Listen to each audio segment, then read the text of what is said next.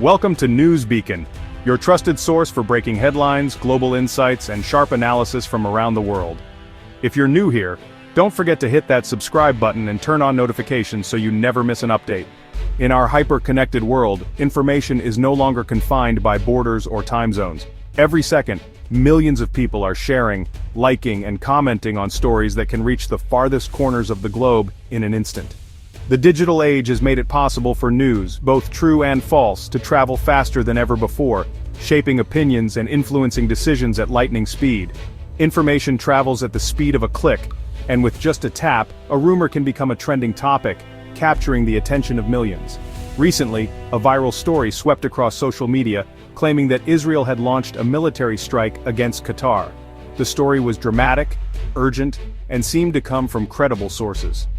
The rumor quickly prompted a dramatic response from Burkina Faso's President Ibrahim Traoré, who addressed the situation in a public statement, adding to the sense of crisis. The narrative, filled with urgency and authority, quickly captured public imagination, sparking shock, confusion, and heated debates both online and offline. As the rumor spread, each share seemed to add legitimacy, making it harder for people to distinguish between what was real and what was fabricated. The line between fact and fiction became increasingly blurred, as even reputable individuals and organizations were caught up in the frenzy. This is a classic example of how misinformation can dominate online discourse, especially during international crises when emotions run high and facts are scarce. Before reacting or sharing, it's crucial to pause and ask yourself, am I sure this is true? What evidence supports this claim? Where is this information coming from? Is the source credible, or could it be part of a coordinated attempt to mislead? Has it been verified by reputable sources, or is it simply being repeated without scrutiny? Responsible journalism and fact-checking are more important than ever. In this essay, we'll unpack the viral rumor, separate fact from fiction, and explore the mechanisms that allow misinformation to spread so rapidly. Most importantly, we'll offer practical tools and strategies to help you navigate the treacherous waters of online news, empowering you to become a more discerning and responsible consumer of information. To understand why a rumor involving Ibrahim Traoré gained such widespread traction, we first need to explore the context in which it emerged. In today's hyper-connected world, news and rumors alike can travel across continents in seconds, amplified by social media and the 24-hour news cycle. But what makes a particular story stick, and why do some figures become magnets for misinformation? The answer often lies in the person at the center of the story. So we need to look at who Ibrahim Traoré is, not just as a political leader, but as a symbol, a figure whose actions and image resonate far beyond Burkina Faso's borders. Traoré's rise to prominence and the image he projects have played a crucial role in shaping public perception. He's often seen as a strong, determined leader, unafraid to take bold stances on the international stage. Captain Ibrahim Traoré, now the transitional president of Burkina Faso, rose to power after a dramatic coup in 2022, at just 34 years old. His youth and military background set him apart from many of his predecessors, and his swift ascent captured the attention of both supporters and critics. He's become known for his decisive, pan-African and anti-imperialist stance, frequently challenging the influence of former colonial powers and seeking new alliances, most notably with Russia. This approach has made him a symbol of resistance for some, and a controversial figure for others. Online, Traoré is often portrayed as a bold, revolutionary leader, sometimes even compared to the legendary Thomas Sankara. These comparisons fuel a narrative that elevates him to almost mythic status, making him a prime target for both admiration and misinformation. The rumor of his dramatic response to Israel fit perfectly with this larger-than-life persona. It was the kind of story that people wanted to believe because it matched the image of Traoré as a fearless, outspoken leader on the world stage. However, the reality is more complex. Traoré's real focus remains domestic, fighting insurgents, stabilizing Burkina Faso, and addressing the urgent needs of his people. His leadership is defined more by these internal challenges than by dramatic international gestures. In fact, there's no credible evidence of his involvement in Middle Eastern conflicts or any direct confrontation with Israel. Much of what circulates online is speculation or outright fabrication. Understanding this gap between the myth and the reality of Ibrahim Traoré is essential. Only by separating fact from fiction can we begin to deconstruct the viral rumor and see the real man behind the myth. Let's address the rumor head-on. It's entirely false. As of September 18, 2025, there's no credible evidence that Israel struck Qatar. Major news agencies and official statements from Israel, Qatar, and Burkina Faso confirm nothing of the sort happened. The claim about Traore's stunning response is equally baseless. No such statement exists. This story originated and spread solely on social media, exploiting recognizable names and real tensions to seem plausible. The lesson: always verify dramatic claims, especially when they play on emotion. In this case, there is no story, just a digital fabrication. The fake Qatar strike story emerged amid real Middle Eastern tensions, especially between Israel and Iran. In October 2024, Iran launched missiles at Israel, retaliating for alleged assassinations of its allies.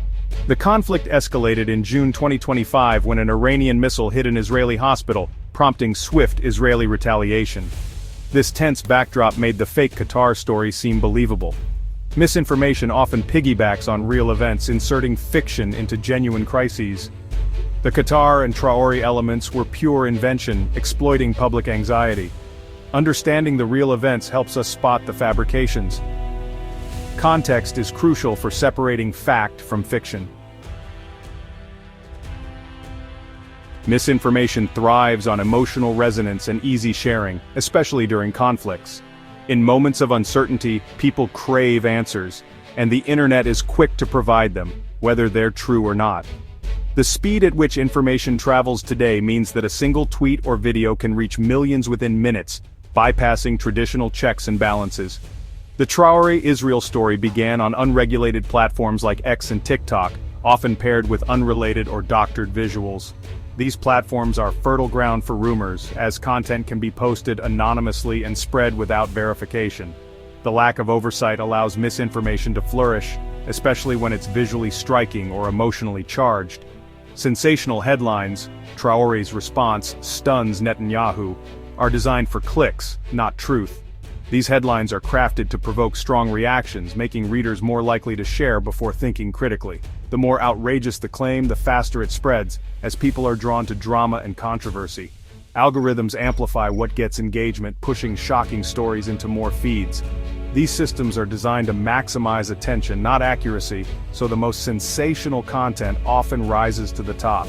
As a result, misinformation can outpace the truth, reaching audiences who might never see corrections or fact checks. People share these stories to affirm their worldview, creating echo chambers where lies feel like facts. When a story aligns with someone's beliefs, they're more likely to accept and spread it, reinforcing their own biases and those of their community. This cycle makes it even harder for the truth to break through. Real examples abound. Old videos and altered images of Netanyahu went viral during the Iran-Israel conflict, misrepresenting reality. These manipulated visuals were shared widely, blurring the line between fact and fiction for millions of viewers. Even after being debunked, such content often lingers online, continuing to mislead. The anatomy of a viral lie: start with a plausible premise, package it sensationally, and let technology and bias do the rest.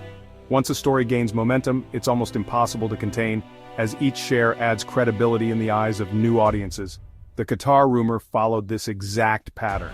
It started with a single post, was picked up by influential accounts, and quickly became a trending topic, despite a lack of credible evidence.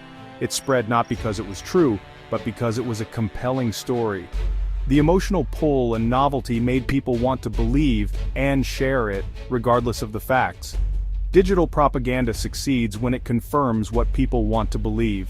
In a world where attention is currency, the most engaging stories, true or false, win, shaping perceptions and fueling division. Fact-checking organizations are the immune system of our information ecosystem. Groups like PisaCheck trace viral claims to their origins, using digital forensics and searching for credible sources. For the Israel-Qatar rumor, the absence of any credible reporting was a major red flag. Fact-checkers use tools like reverse image search and video metadata analysis to expose manipulated content. They partner with social media platforms to flag and slow the spread of proven falsehoods. Their work is vital for public trust, providing verified information and teaching media literacy. By showing their methods, fact-checkers empower everyone to be more critical consumers. Trust, but verify. Rigorous checking is essential, even for plausible claims. Fact-checking is our frontline defense against digital deception. Social media has revolutionized how we connect and consume news, giving voice to the marginalized and enabling real-time updates. But its speed and reach also make it a perfect vehicle for misinformation. Unlike traditional media, anyone can publish anything to millions with no verification. Algorithms favor sensational content, so fake stories like the Qatar strike travel faster than corrections. This creates confusion, especially during crises, as users struggle to distinguish fact from propaganda. State actors and individuals can weaponize platforms with bots, fake accounts, and manipulated media. The average user is often unprepared to spot sophisticated fakes. Navigating this digital world requires vigilance and critical thinking. The Traore rumor is a stark reminder: truth and falsehood are in constant competition for our attention. In a world awash with misinformation, being a discerning news consumer is a civic duty. First, pause before sharing. Emotional headlines are designed to bypass your critical thinking. Always check the source. Is it reputable or an anonymous account? If only one obscure outlet reports a story, it's likely false. Use lateral searches. Look for other credible reports on the same claim. Scrutinize evidence. Are images or videos authentic or taken out of context? Use reverse image search to check visuals. Pay attention to language, professional or sensational. These simple habits build a strong defense against misinformation. The viral saga of the fake Israeli strike on Qatar is a powerful lesson in the challenges of our information age. It shows how easily fiction can spread and exploit real tensions. The story thrived on emotion, not evidence, and was debunked by diligent fact-checkers. We must all become editors, embracing skepticism, and verifying before sharing. Social media companies and educators also have roles in promoting accuracy and media literacy. Supporting responsible journalism is crucial for a healthy information ecosystem. By being mindful of what we believe and share, we can help clean up our digital world. The next time a stunning headline appears, let it prompt a thoughtful pause, not an impulsive share.